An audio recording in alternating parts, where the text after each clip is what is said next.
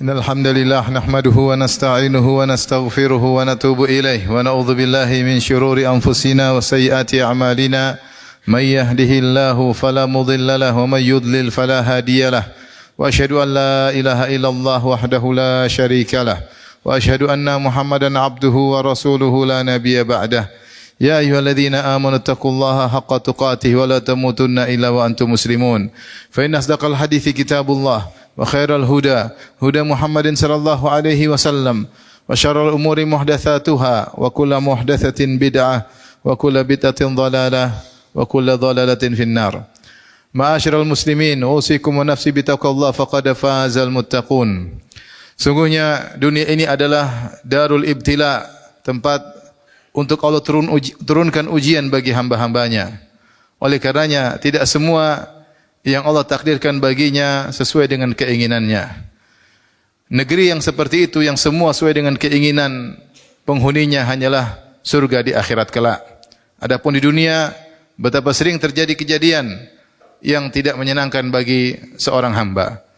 Namun, seorang hamba yang beriman, dia harus yakin bahwasanya jika dia menghadapi ujian tersebut dengan penuh kesabaran, maka pasti apa yang Allah takdirkan itu penghujungnya adalah yang terbaik. Oleh karenanya Allah berfirman mengingatkan akan hal ini. Wa asa an takrahu syai'an wa huwa khairul lakum wa asa an tuhibbu syai'an wa huwa syarrul lakum wallahu ya'lamu wa antum la ta'lamun. Bisa jadi apa yang kalian benci ternyata baik bagi kalian, dan bisa jadi sebaliknya apa yang kalian sukai ternyata buruk bagi kalian. Allah yang mengetahui sementara kalian tidak mengetahui. Dalam ayat yang lain kata Allah Subhanahu wa taala, wa asa an takrahu syai'an wa yaj'allahu fihi khairan katsira. Bisa jadi kalian benci terhadap sesuatu, ternyata di balik kebencian kalian Allah jadikan banyak kebaikan. Oleh karenanya Allah Subhanahu wa taala menyebutkan beberapa contoh dalam Al-Qur'anul Karim tentang penerapan kaidah ini. Di antaranya seperti ketika Allah Subhanahu wa taala mewajibkan kaum mukminin untuk berjihad, berperang melawan salah satu dari dua pasukan. Kata Allah Subhanahu wa taala, "Wa idh ya'idukumullahu ihda at-ta'ifataini annaha lakum wa tawadduna anna ghayra dhati asy-syaukati takunu lakum." Ketika itu kaum muslimin mendengar tentang pasukan atau kafilah dagang yang dibawa oleh Abu Sufyan dengan membawa pasukan atau sedikit penjaga sekitar cuma 40 orang, sementara membawa harta yang banyak sekitar 200 kg emas. Maka para sahabat diajak oleh Nabi untuk menghadang kafilah dagang Abu Sufyan. Maka keluarlah sahabat dengan jumlah sekitar 315 atau 319 orang. Maka mereka dengan semangat ingin menghadang kafilah dagang Abu Sufyan. Ternyata Abu Sufyan melaporkan kepada Abu Jahal. Maka Abu Jahal pun datang dengan bawa pasukan 1000 orang. Sehingga Abu Sufyan pun berhasil kabur. Kemudian musuh berganti dari pasukan Abu Sufyan yang hanya dikawal oleh 40 orang berubah menjadi 1000 pasukan dengan kekuatan yang penuh dipimpin oleh Abu Jahal. Maka para sahabat ketika itu tidak ingin berhadapan dengan Abu Jahal. Mereka ingin berhadapan dengan pasukan Abu Sufyan. Makanya Allah mengatakan wa tawadduna anna ghayra dhati syaukati takunu lakum. Kalian inginnya berperang melawan pasukan Abu Sufyan karena cuma sedikit pengawalnya dan juga ada harta yang banyak. Tetapi Allah berkehendak yang lain. Akhirnya para sahabat berhadapan dengan pasukan yang lebih dahsyat, 3 kali lipat dari jumlah para sahabat. 315 harus berhadapan dengan 1000 pasukan Abu Jahal. Namun ternyata di balik kebencian para sahabat tersebut berhadapan dengan pasukan Abu Jahal, ternyata banyak kebaikan yang Allah kehendaki. Terjadilah perang Badar yang Allah sebut dengan Yaumal Furqan, hari pembeda. Maka jadilah peristiwa tersebut peristiwa yang luar biasa, mengangkat derajat dan harkat martabat kaum muslimin yang tadinya dianggap sepele oleh kabilah-kabilah yang lain. Jadilah mereka menjadi ditakuti dan disegani oleh kabilah-kabilah yang lain, sehingga orang-orang ikut dalam perang Badar diberi gelar dengan Al-Badri karena mereka memiliki kedudukan yang tinggi di sisi Allah Subhanahu wa taala. Adapun seandainya mereka ternyata hanya mengalahkan Abu Sufyan, maka mereka tidak mendapatkan keuntungan yang banyak. Oleh karenanya wa asa an takrahu syai'an wa huwa khairul lakum. Bisa jadi kalian benci sesuatu ternyata lebih baik bagi kalian. Peristiwa berikutnya adalah peristiwa tatkala Aisyah radhiyallahu anha dituduh berzina dengan Safwan bin Mu'attal As-Sulami radhiyallahu taala anhu.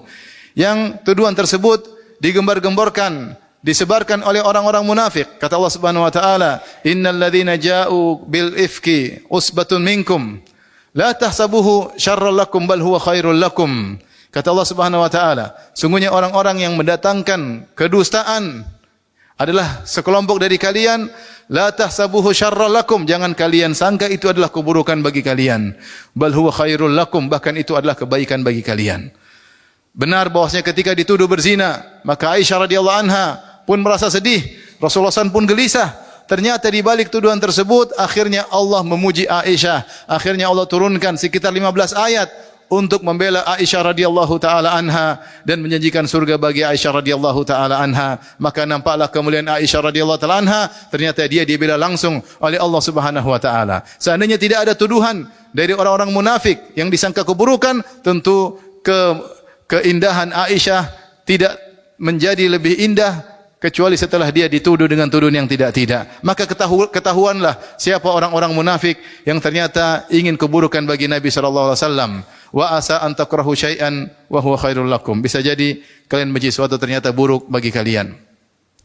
Di antaranya Zainab bintu Jahsyin. Peristiwa berikutnya, Zainab bintu Jahsyin didatangi oleh Nabi sallallahu alaihi wasallam. Kemudian Nabi melamarkan Zaid ibn al-Harithah, budaknya yang dia merdekakan, untuk melamar Zainab bintu Jahsyin. Tadinya Zainab bintu Jahsyin radhiyallahu anha tidak mau untuk menerima lamaran dari Zaid ibn al-Harithah. Bagaimana tidak? Zaid bin al-Harithah adalah seorang budak, sementara Zainab bintu Jahsyin adalah wanita Quraisy yang memiliki nasab yang tinggi. Namun Allah tegur, kata Allah Subhanahu wa taala, "Wa ma kana lil mu'minin wala mu'minatin idza qadallahu wa rasuluhu amran ay yakuna lahumul khiyaratu min amrihim." Tidak pantas bagi seorang laki mukmin atau wanita mukminah jika Allah dan Rasulnya telah memberi keputusan lantas mereka memiliki pilihan yang lain. Akhirnya demi tunduk kepada perintah Rasulullah sallallahu alaihi wasallam, akhirnya Zainab menikah dengan Zaid bin Harithah. Namun apa yang terjadi? Ternyata akhirnya pernikahan mereka tidak berlanjut lama, terjadi perselisihan di antara mereka. Akhirnya Zaid ibn al-Harithah menceraikan Zainab bintu Jahsyin. Apa yang terjadi? Kata Allah Subhanahu wa taala, "Falamma qada Zaidun minha wataran zawwajnakaha." Ketika Zaid telah menceraikan Zainab, maka kami pun menikahkan engkau wahai Muhammad sallallahu alaihi wasallam dengan Zainab bintu Jahsyin. Ternyata setelah itu Allah menikahkan Nabi langsung dengan Zainab tanpa wali dari Zainab, dan jadilah Zainab menjadi ummul mukminin, ibunda kaum mukminin, menjadi istri Nabi sallallahu alaihi wasallam di dunia maupun di surga kelak. Makanya Zainab bintu Jahsyin membanggakan hal ini di hadapan istri-istri yang lain. Kata Zainab bintu Jahsyin, "Zawwajakunna ahalikunna wa zawwajani Allahu min fawqi sab'i samawat." Kalian dinikahkan oleh wali-wali kalian, adapun aku langsung Allah dari atas langit menikahkan diriku.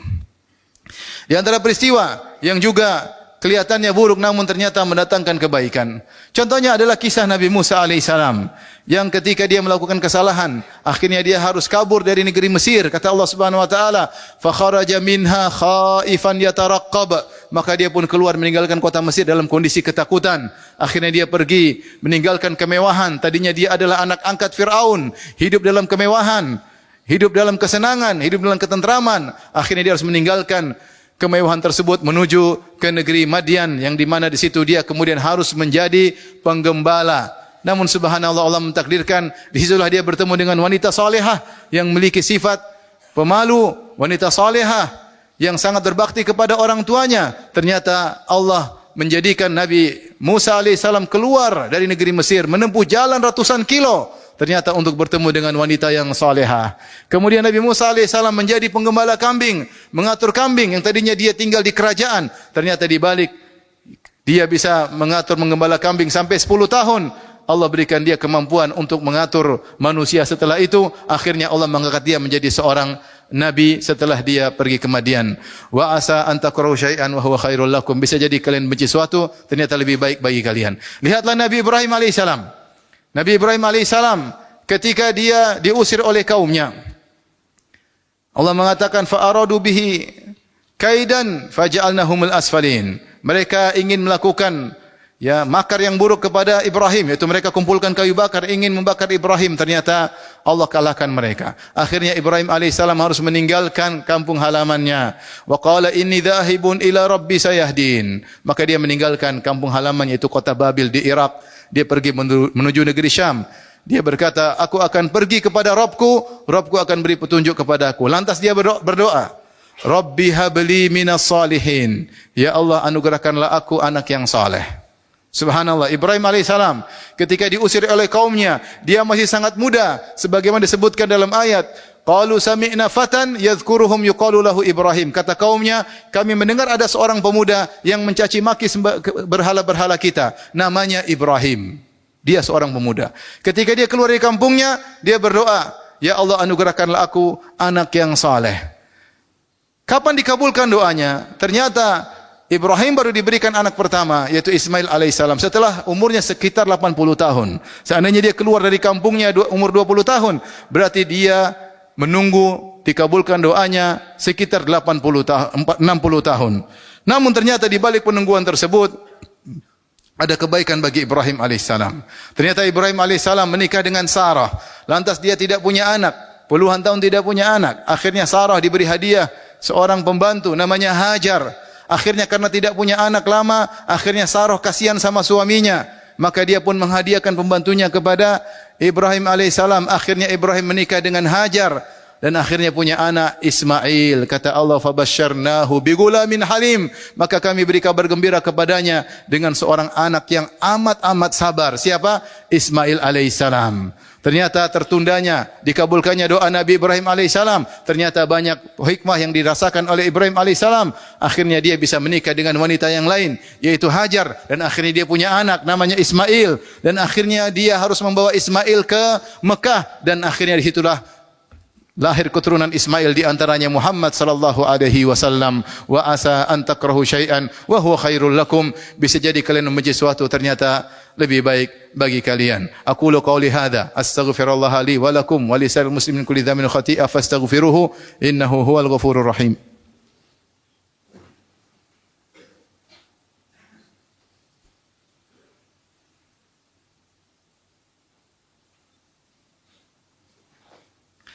Alhamdulillahi ala ihsanihi wa syukru lahu ala taufiqihi wa amtinanihi wa asyhadu an la ilaha illallah wahdahu la syarika lahu ta'ziman li sya'ni wa asyhadu anna Muhammadan abduhu wa rasuluhu adda'i ila ridwani. Allahumma salli alaihi wa ala alihi wa ashabihi wa ikhwani.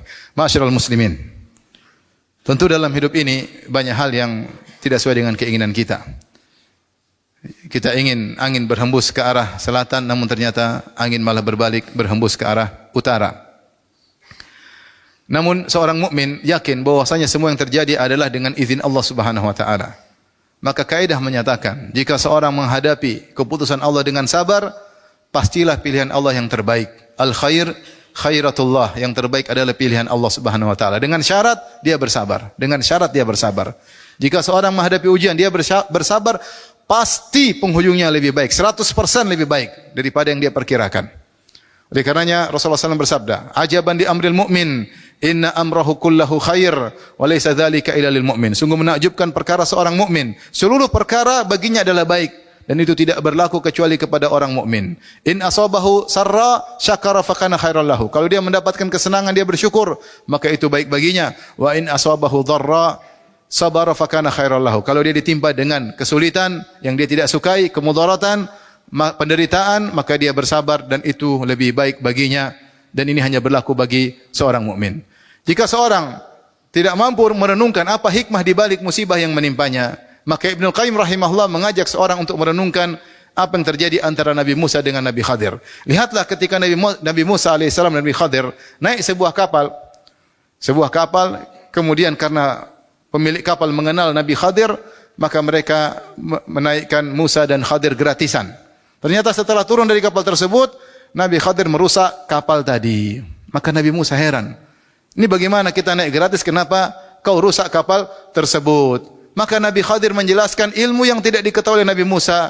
alaihissalam kata Nabi Khadir, "Amma safinatu fakanat limasakina ya'maluna fil bahr fa aradtu an aibaha wa kana wara'ahum maliku ya'khudhu kulla safinatin ghasba." Adapun kapal yang kita naikin tersebut adalah milik orang-orang miskin yang bekerja sebagai pelayan, dan di belakang mereka ada seorang raja yang suka merampas kapal-kapal yang bagus. Maka saya rusakin kapal tersebut supaya tidak dirampas oleh raja yang zalim tersebut. Ternyata di balik kerusakan itu ada maslahat yang besar sehingga kapal tersebut tidak dirampas oleh raja. Demikian juga ketika Nabi Khadir akhirnya membunuh seorang anak kecil, maka Musa berkata, "Aqatalta nafsan zakiyatan bighairi nafsin laqad ji'ta syai'an nukra." Wahai Khadir, kenapa anak ini dibunuh sementara dia tidak melakukan kesalahan? Sungguh engkau telah melakukan kemungkaran yang besar. Maka Khadir berkata, "Wa ammal gulamu fakana abawahu mu'minaini fakhashina ayyurhiqahuma tughyana wa kufra fa aradna ayyubdilahuma rabbuhuma khairan minhu zakata wa aqraba ruhma." Adapun anak kecil yang mati tersebut, sungguhnya kedua orang tuanya adalah dua orang yang beriman. Kalau anak ini besar, maka anak ini karena saking disayang oleh kedua orang tuanya akan menjerumuskan kedua orang tuanya dalam perbuatan dosa-dosa, bahkan terjerumus dalam kekufuran. Maka kami ingin Allah Subhanahu wa taala menggantikan anak ini dengan anak yang lain yang lebih sayang kepada kedua orang tuanya, dan lebih baik kepada kedua orang tuanya. Oleh karenanya terkadang Allah mengambil sesuatu yang kita cintai, namun di balik itu ternyata ada kebaikan-kebaikan yang Allah ingin berikan kepada kita. Lihatlah Nabi Yusuf alaihissalam bagaimana diuji oleh Allah Subhanahu wa taala. Dimusuhi oleh kakak-kakaknya, dimasukkan dalam sumur, kemudian dijual menjadi seorang budak, bekerja, bahkan dituduh ingin berzina, akhirnya dipenjara. Ternyata penghujungnya menjadi seorang bangsawan di Mesir. Maka kalau kita mau nilai, maka musibah Nabi Yusuf yang pertama, ditambah musibah yang kedua, ditambah musibah yang ketiga, ditambah musibah yang keempat, ternyata sama dengan adalah anugerah dari Allah Subhanahu wa taala. Terkadang Allah membawa anugerah kepada hambanya dalam bentuk musibah-musibah. Oleh karenanya, wa asa an takrahu syai'an wa huwa khairul lakum, bisa jadi kalian benci sesuatu ternyata lebih baik bagi kalian. Kita butuh husnudzan, berbaik sangka kepada Allah Subhanahu wa taala. Dan Allah berfirman dalam hadis qudsi, "Ana 'inda dhanni 'abdi bi." Sungguhnya aku berdasarkan persangkaan hambaku kepadaku. In dhanna khairan falahu, kalau dia berprasangka baik maka baginya kebaikan.